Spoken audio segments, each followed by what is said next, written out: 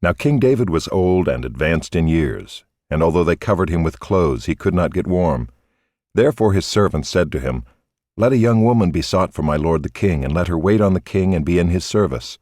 Let her lie in your arms, that my lord the king may be warm." So they sought for a beautiful young woman throughout all the territory of Israel, and found Abishag the Shunammite, and brought her to the king. The young woman was very beautiful, and she was of service to the king and attended to him, but the king knew her not. Now Adonijah the son of Haggith exalted himself, saying, "I will be king." And he prepared for himself chariots and horsemen and 50 men to run before him. His father had never at any time displeased him by asking, "Why have you done thus and so?" He was also a very handsome man, and he was born next after Absalom. He conferred with Joab the son of Zeruiah, and with Abiathar the priest, and they followed Adonijah and helped him. But Zadok the priest, and Benaiah the son of Jehoiada, and Nathan the prophet, and Shimei and Rei, and David's mighty men, were not with Adonijah. Adonijah sacrificed sheep, oxen, and fattened cattle by the serpent's stone, which is beside En-rogel, and he invited all his brothers, the king's sons, and all the royal officials of Judah. But he did not invite Nathan the prophet, or Benaiah, or the mighty men, or Solomon his brother.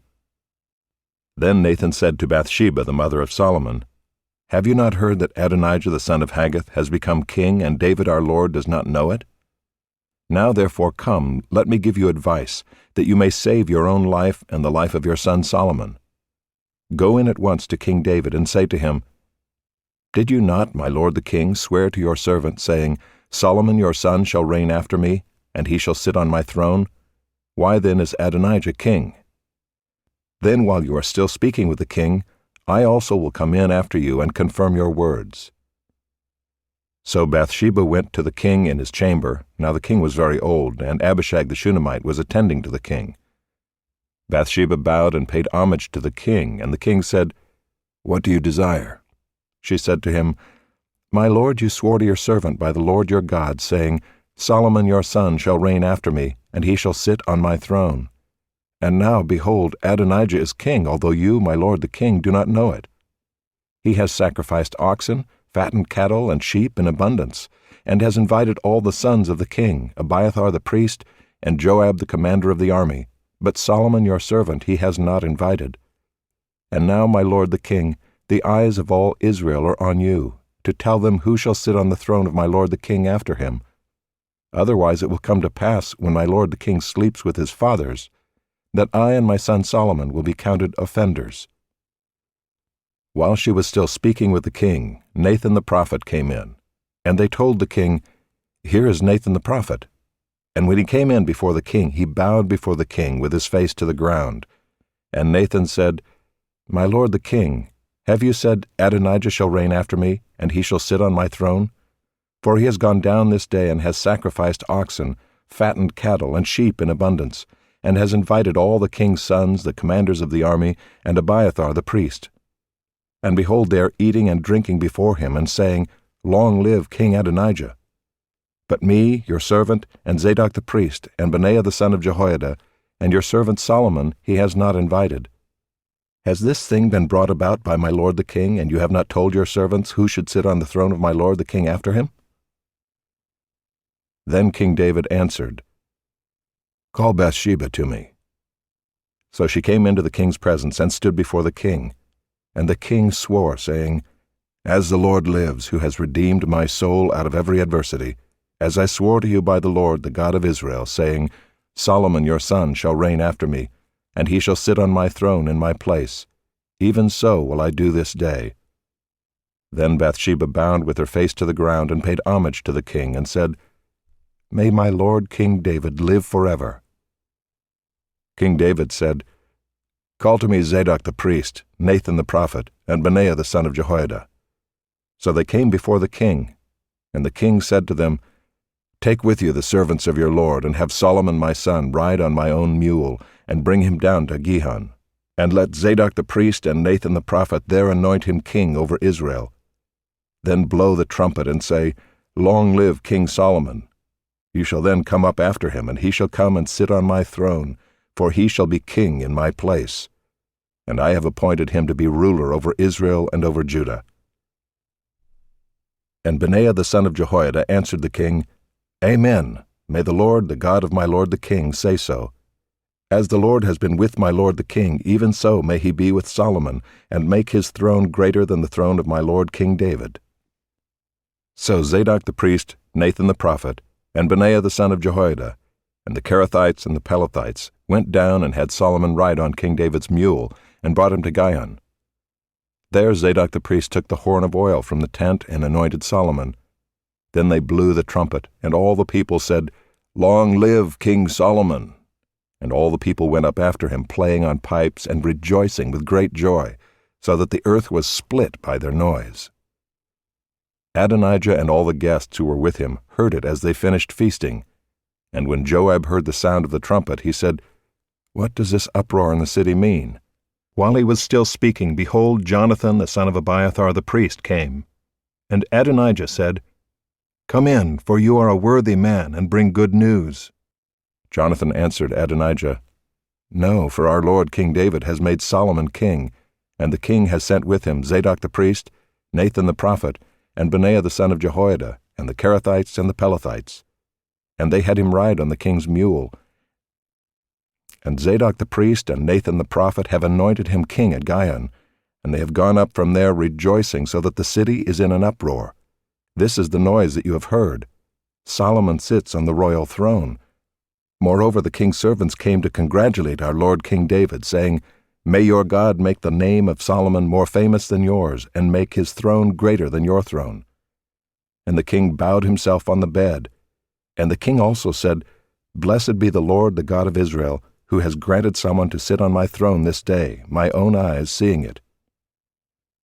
Then all the guests of Adonijah trembled and rose, and each went his own way. And Adonijah feared Solomon. So he arose and went and took hold of the horns of the altar. Then it was told Solomon, Behold, Adonijah fears King Solomon, for behold, he has laid hold of the horns of the altar, saying, Let King Solomon swear to me first that he will not put his servant to death with the sword. And Solomon said, If he will show himself a worthy man, not one of his hairs shall fall to the earth. But if wickedness is found in him, he shall die. So King Solomon sent, and they brought him down from the altar. And he came and paid homage to King Solomon. And Solomon said to him, Go to your house. When David's time to die drew near, he commanded Solomon his son, saying, I am about to go the way of all the earth. Be strong and show yourself a man, and keep the charge of the Lord your God, walking in his ways and keeping his statutes, his commandments, his rules, and his testimonies, as it is written in the law of Moses, that you may prosper in all that you do and wherever you turn, that the Lord may establish his word that he spoke concerning me, saying, If your sons pay close attention to their way, to walk before me in faithfulness with all their heart and with all their soul, you shall not lack a man on the throne of Israel. Moreover, you also know what Joab the son of Zeruiah did to me, how he dealt with the two commanders of the armies of Israel, Abner the son of Ner, and Amasa the son of Jether, whom he killed, avenging in time of peace for blood that had been shed in war, and putting the blood of war on the belt around his waist and on the sandals on his feet. Act therefore according to your wisdom, but do not let his gray head go down to Sheol in peace. But deal loyally with the sons of Barzillai the Gileadite, and let them be among those who eat at your table, for with such loyalty they met me when I fled from Absalom your brother. And there is also with you Shimei the son of Gera the Benjaminite from Bahurim, who cursed me with a grievous curse on the day when I went to Mahanaim. But when he came down to meet me at the Jordan, I swore to him by the Lord, saying, I will not put you to death with the sword. Now therefore do not hold him guiltless, for you are a wise man. You will know what you ought to do to him, and you shall bring his gray head down with blood to Sheol. Then David slept with his fathers and was buried in the city of David. And the time that David reigned over Israel was 40 years. He reigned 7 years in Hebron and 33 years in Jerusalem. So Solomon sat on the throne of David his father, and his kingdom was firmly established. Then Adonijah the son of Haggith came to Bathsheba the mother of Solomon, and she said, Do you come peacefully? He said, Peacefully. Then he said, I have something to say to you. She said, Speak. He said, "You know that the kingdom was mine and that all Israel fully expected me to reign. However, the kingdom has turned about and become my brother's, for it was his from the Lord. And now I have one request to make of you. Do not refuse me." She said to him, "Speak." And he said, "Please ask King Solomon, he will not refuse you, to give me Abishag the Shunammite as my wife." Bathsheba said, "Very well, I will speak for you to the king." So Bathsheba went to King Solomon to speak to him on behalf of Adonijah. And the king rose to meet her and bowed down to her. Then he sat on his throne and had a seat brought for the king's mother, and she sat on his right. Then she said, "I have one small request to make of you. Do not refuse me." And the king said to her, "Make your request, my mother, for I will not refuse you." She said, "Let Abishag the Shunammite be given to Adonijah your brother as his wife." King Solomon answered his mother, "And why do you ask Abishag the Shunammite for Adonijah? Ask for him the kingdom also, for he is my older brother, and on his side are Abiathar the priest, and Joab the son of Zeruiah." Then King Solomon swore by the Lord, saying, "God do so to me and more also, if this word does not cost Adonijah his life. Now therefore as the Lord lives, who has established me and placed me on the throne of David my father, and who has made me a house as he promised, Adonijah shall be put to death today." So King Solomon sent Benaiah the son of Jehoiada, and he struck him down, and he died. And to Abiathar the priest the king said, "Go to Anathoth to your estate, for you deserve death. But I will not at this time put you to death, because you carried the ark of the Lord God before David my father, and because you shared in all my father's affliction." So Solomon expelled Abiathar from being priest to the Lord, thus fulfilling the word of the Lord that he had spoken concerning the house of Eli in Shiloh. When the news came to Joab, for Joab had supported Adonijah, although he had not supported Absalom, Joab fled to the tent of the Lord and caught hold of the horns of the altar. And when it was told King Solomon, "Joab has fled to the tent of the Lord, and behold, he is beside the altar," Solomon sent Benaiah the son of Jehoiada, saying, "Go, strike him down." So Benaiah came to the tent of the Lord and said to him, "The king commands, come out." But he said, "No, I will die here." Then Benaiah brought the king word again, saying, "Thus said Joab, and thus he answered me."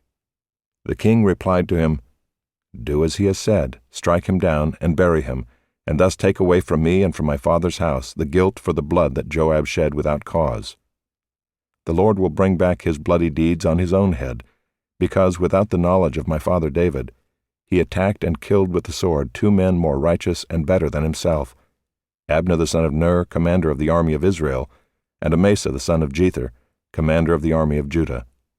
So shall their blood come back on the head of Joab and on the head of his descendants forever. But for David and for his descendants, and for his house and for his throne, there shall be peace from the Lord forevermore." Then Benaiah the son of Jehoiada went up and struck him down and put him to death, and he was buried in his own house in the wilderness. The king put Benaiah the son of Jehoiada over the army in place of Joab, and the king put Zadok the priest in the place of Abiathar.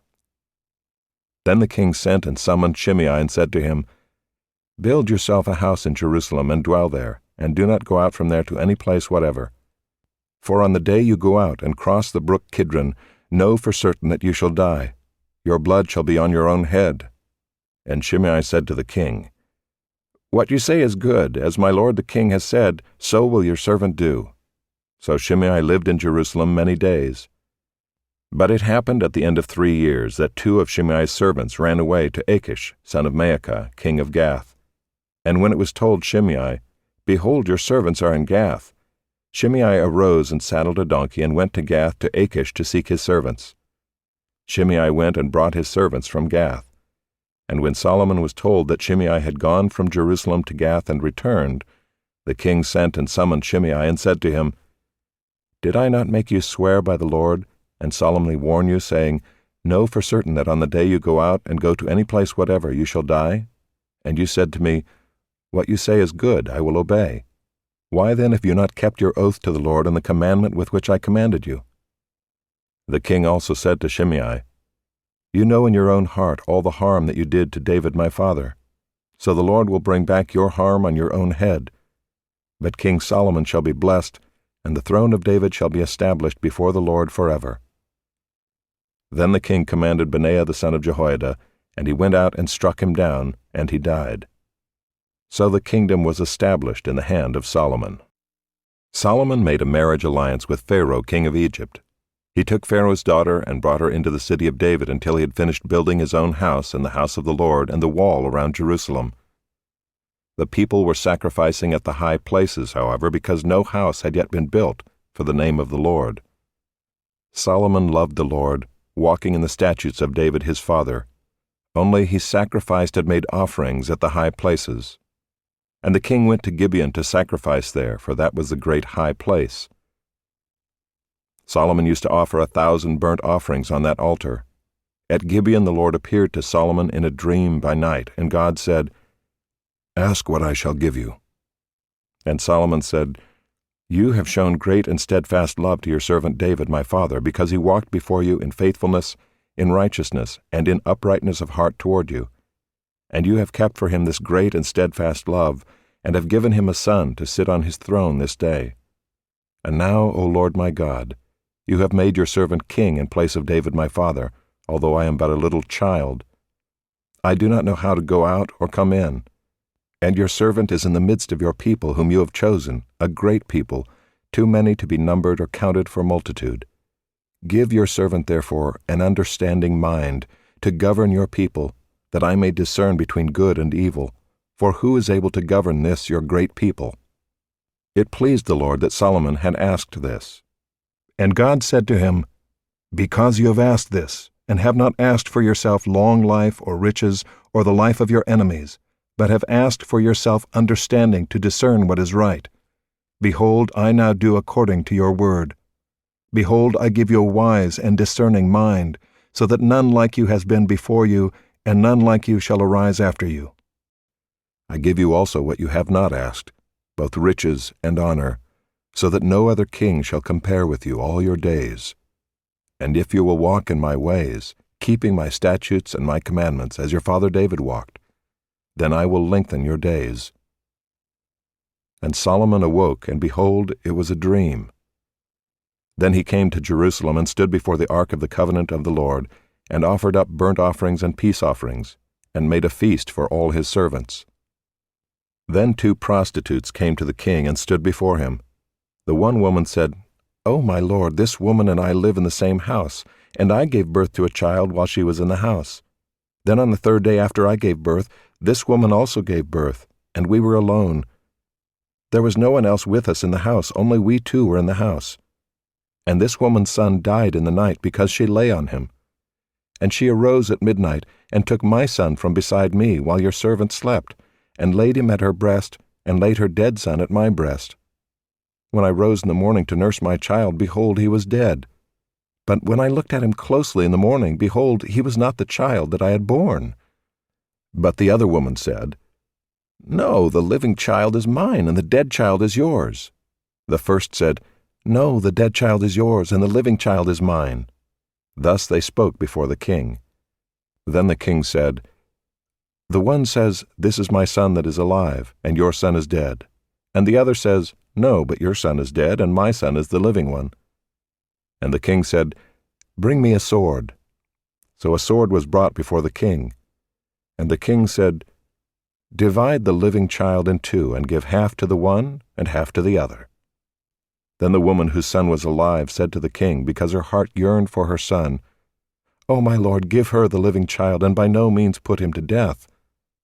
But the other said, "He shall be neither mine nor yours. Divide him." Then the king answered and said, "Give the living child to the first woman, and by no means put him to death. She is his mother." And all Israel heard of the judgment that the king had rendered, and they stood in awe of the king, because they perceived that the wisdom of God was in him to do justice. King Solomon was king over all Israel, and these were his high officials.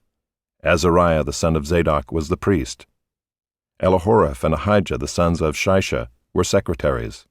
Jehoshaphat the son of Ahilud was recorder. Benaiah the son of Jehoiada was in command of the army. Zadok and Abiathar were priests. Azariah the son of Nathan was over the officers. Zabad the son of Nathan was priest and king's friend. Ahishar was in charge of the palace, and Adoniram the son of Abda was in charge of the forced labor. Solomon had 12 officers over all Israel, who provided food for the king and his household. Each man had to make provision for 1 month in the year. These were their names: Ben-Hur in the hill country of Ephraim, Ben-Deker in Makaz, Shaalbim, Beth-Shemesh, and Elon-Beth-Hanan, Ben-Hesed in Arubath, to him belonged Soko and all the land of Hepher, Ben-Abinadab in all Naphath-Dor, he had Taphath the daughter of Solomon as his wife, Baana the son of Ahilud in Taanach, Megiddo and all Beth-Shean that is beside Zarethan below Jezreel, and from Beth-Shean to Abel-Maholah, as far as the other side of Jokmeam. Ben-Geber in Ramoth-Gilead, he had the villages of Jair the son of Manasseh which are in Gilead, and he had the region of Argob which is in Bashan, 60 great cities with walls and bronze bars. Ahinadab the son of Iddo in Mahanaim, Ahimaaz in Naphtali. He had taken Basemath the daughter of Solomon as his wife. Baana the son of Hushai in Asher and Baaloth. Jehoshaphat the son of Paruah in Issachar. Shimei the son of Elah in Benjamin.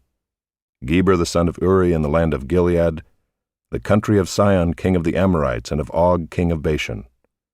And there was one governor who was over the land. Judah and Israel were as many as the sand by the sea. They ate and drank and were happy. Solomon ruled over all the kingdoms from the Euphrates to the land of the Philistines and to the border of Egypt. They brought tribute and served Solomon all the days of his life. Solomon's provision for one day was 30 cors of fine flour and 60 cors of meal, 10 fat oxen and 20 pasture-fed cattle, 100 sheep, besides deer, gazelles, roebucks, and fattened fowl. For he had dominion over all the region west of the Euphrates, from Tiphsah to Gaza, over all the kings west of the Euphrates. And he had peace on all sides around him. And Judah and Israel lived in safety, from Dan even to Beersheba, every man under his vine and under his fig tree, all the days of Solomon. Solomon also had 40,000 stalls of horses for his chariots, and 12,000 horsemen. And those officers supplied provisions for King Solomon and for all who came to King Solomon's table, each one in his month. They let nothing be lacking. Barley also and straw for the horses and swift steeds they brought to the place where it was required, each according to his duty. And God gave Solomon wisdom and understanding beyond measure, and breadth of mind like the sand on the seashore, so that Solomon's wisdom surpassed the wisdom of all the people of the east and all the wisdom of Egypt. For he was wiser than all other men, wiser than Ethan the Ezrahite, and Heman, Calcol, and Darda the sons of Mahol, and his fame was in all the surrounding nations. He also spoke 3,000 proverbs, and his songs were 1,005. He spoke of trees, from the cedar that is in Lebanon to the hyssop that grows out of the wall. He spoke also of beasts, and of birds, and of reptiles, and of fish.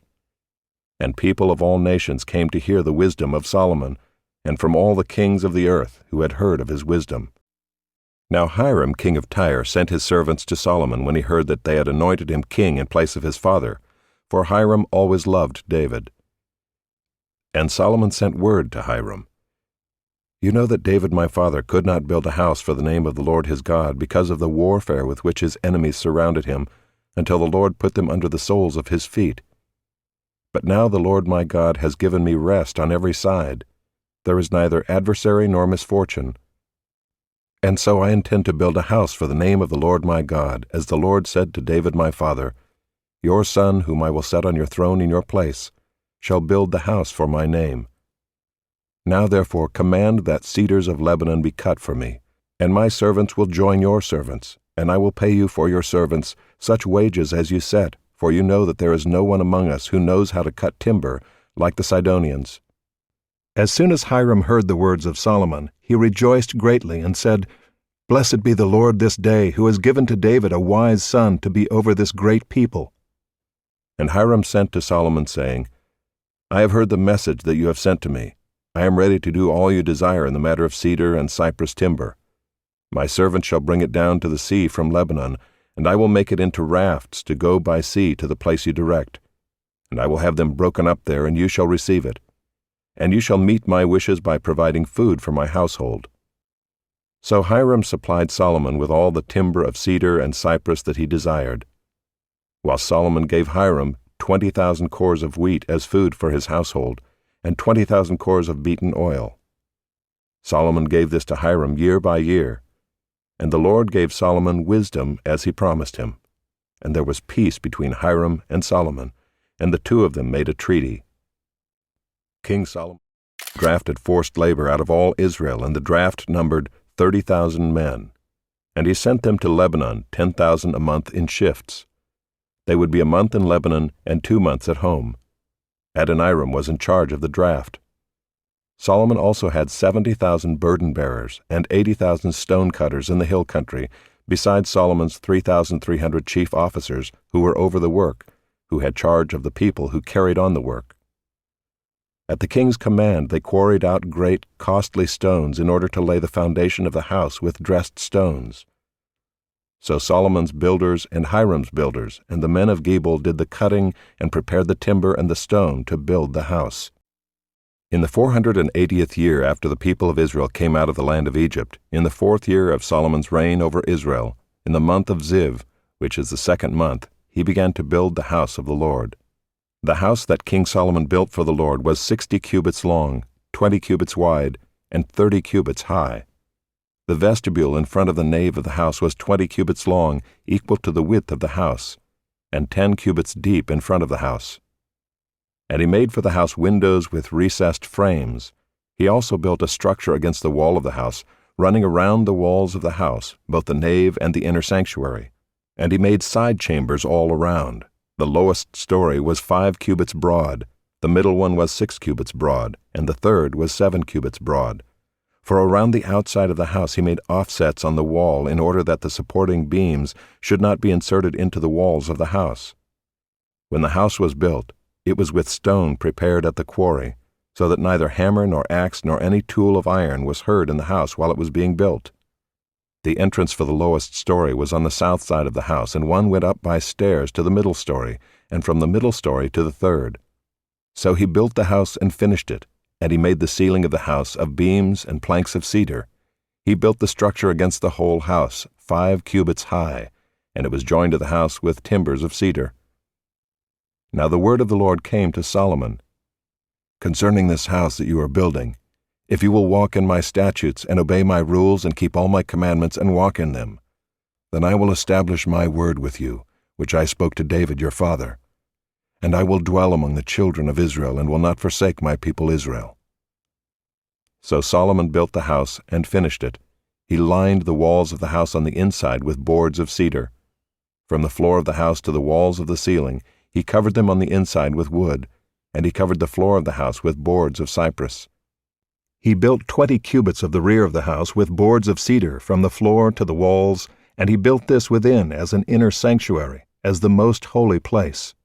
The house, that is, the nave in front of the inner sanctuary, was 40 cubits long. The cedar within the house was carved in the form of gourds and open flowers. All was cedar, no stone was seen. The inner sanctuary he prepared in the innermost part of the house, to set there the ark of the covenant of the Lord.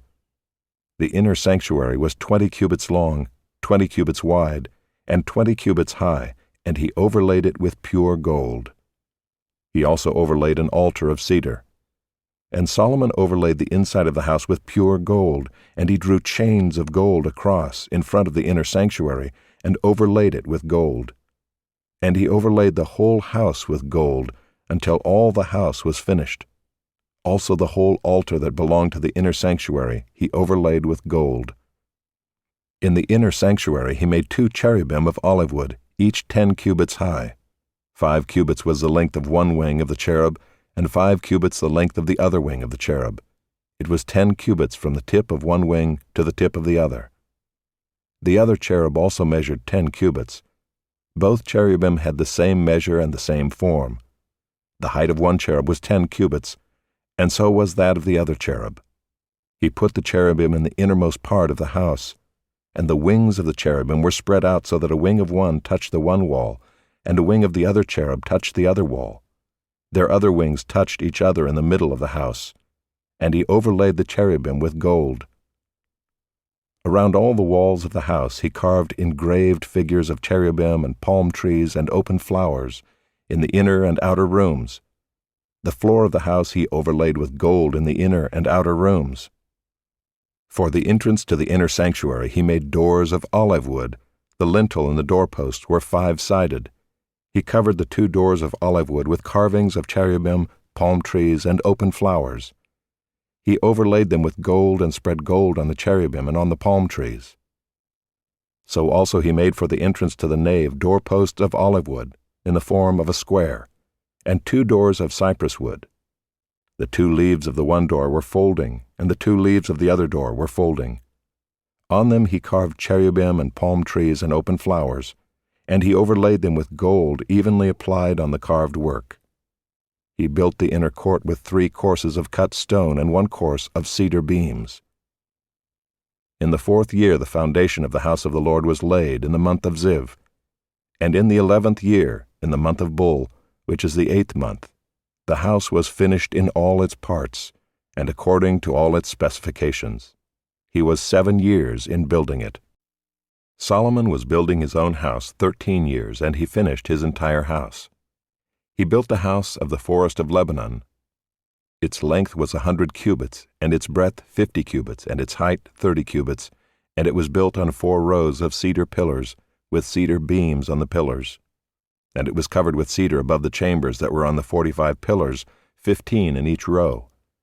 There were window frames in 3 rows, and window opposite window in 3 tiers. All the doorways and windows had square frames, and window was opposite window in 3 tiers. And he made the hall of pillars. Its length was 50 cubits, and its breadth 30 cubits. There was a porch in front with pillars, and a canopy in front of them. And he made the hall of the throne, where he was to pronounce judgment, even the hall of judgment. It was finished with cedar from floor to rafters. His own house, where he was to dwell, in the other court back of the hall, was of like workmanship. Solomon also made a house like this hall for Pharaoh's daughter, whom he had taken in marriage. All these were made of costly stones, cut according to measure, sawed with saws, back and front, even from the foundation to the coping, and from the outside to the great court. The foundation was of costly stones, huge stones, stones of 8 and 10 cubits, and above were costly stones cut according to measurement and cedar. The great court had 3 courses of cut stone all around, and a course of cedar beams. So had the inner court of the house of the Lord, and the vestibule of the house. And King Solomon sent and brought Hiram from Tyre. He was the son of a widow of the tribe of Naphtali, and his father was a man of Tyre, a worker in bronze. And he was full of wisdom, understanding, and skill for making any work in bronze. He came to King Solomon and did all his work. He cast 2 pillars of bronze. 18 cubits was the height of one pillar, and a line of 12 cubits measured its circumference. It was hollow, and its thickness was 4 fingers. The second pillar was the same. He also made 2 capitals of cast bronze to set on the tops of the pillars. The height of the one capital was 5 cubits, and the height of the other capital was 5 cubits. There were lattices of checkerwork with wreaths of chainwork for the capitals on the tops of the pillars, a lattice for the one capital, and a lattice for the other capital. Likewise he made pomegranates in 2 rows around the one latticework to cover the capital that was on the top of the pillar, and he did the same with the other capital. Now the capitals that were on the tops of the pillars in the vestibule were of lily work, 4 cubits. The capitals were on the 2 pillars and also above the rounded projection which was beside the latticework. There were 200 pomegranates in 2 rows all around, and so with the other capital. He set up the pillars at the vestibule of the temple. He set up the pillar on the south and called its name Jachin, and he set up the pillar on the north and called its name Boaz. And on the tops of the pillars was lily work. Thus the work of the pillars was finished. Then he made the sea of cast metal. It was round, 10 cubits from brim to brim, and 5 cubits high, and a line of 30 cubits measured its circumference. Under its brim were gourds for 10 cubits, compassing the sea all around. The gourds were in 2 rows, cast with it when it was cast. It stood on 12 oxen, 3 facing north, 3 facing west, 3 facing south, and 3 facing east. The sea was set on them, and all their rear parts were inward. Its thickness was a handbreadth, and its brim was made like the brim of a cup, like the flower of a lily. It held 2,000 baths. He also made the 10 stands of bronze. Each stand was 4 cubits long, 4 cubits wide, and 3 cubits high. This was the construction of the stands. They had panels, and the panels were set in the frames, and on the panels that were set in the frames were lions, oxen, and cherubim. On the frames, both above and below the lions and oxen, there were wreaths of beveled work. Moreover, each stand had 4 bronze wheels and axles of bronze, and at the 4 corners were supports for a basin. The supports were cast with wreaths at the side of each. Its opening was within a crown that projected upward 1 cubit. Its opening was round as a pedestal is made, 1.5 cubits deep. At its opening there were carvings, and its panels were square, not round. And the 4 wheels were underneath the panels. The axles of the wheels were of one piece with the stands, and the height of a wheel was 1.5 cubits. The wheels were made like a chariot wheel, their axles, their rims, their spokes, and their hubs were all cast. There were 4 supports at the 4 corners of each stand. The supports were of one piece with the stands. And on the top of the stand there was a round band 1/2 cubit high, and on the top of the stand its stays and its panels were of one piece with it. And on the surfaces of its stays and on its panels he carved cherubim, lions, and palm trees, according to the space of each, with wreaths all around. After this manner he made the 10 stands. All of them were cast alike, of the same measure and the same form. And he made 10 basins of bronze. Each basin held 40 baths. Each basin measured 4 cubits, and there was a basin for each of the 10 stands. And he set the stands 5 on the south side of the house, and 5 on the north side of the house. And he set the sea at the southeast corner of the house. Hiram also made the pots, the shovels, and the basins. So Hiram finished all the work that he did for King Solomon on the house of the Lord, the 2 pillars, the 2 bowls of the capitals that were on the tops of the pillars, and the 2 lattice works to cover the 2 bowls of the capitals that were on the tops of the pillars, and the 400 pomegranates for the 2 lattice works, 2 rows of pomegranates for each lattice work, to cover the 2 bowls of the capitals that were on the pillars, the 10 stands and the 10 basins on the stands, and the 1 sea and the 12 oxen underneath the sea. Now the pots, the shovels, and the basins, all these vessels in the house of the Lord, which Hiram made for King Solomon, were of burnished bronze. In the plain of the Jordan the king cast them, in the clay ground between Succoth and Zarethan. And Solomon left all the vessels unweighed, because there were so many of them, the weight of the bronze was not ascertained.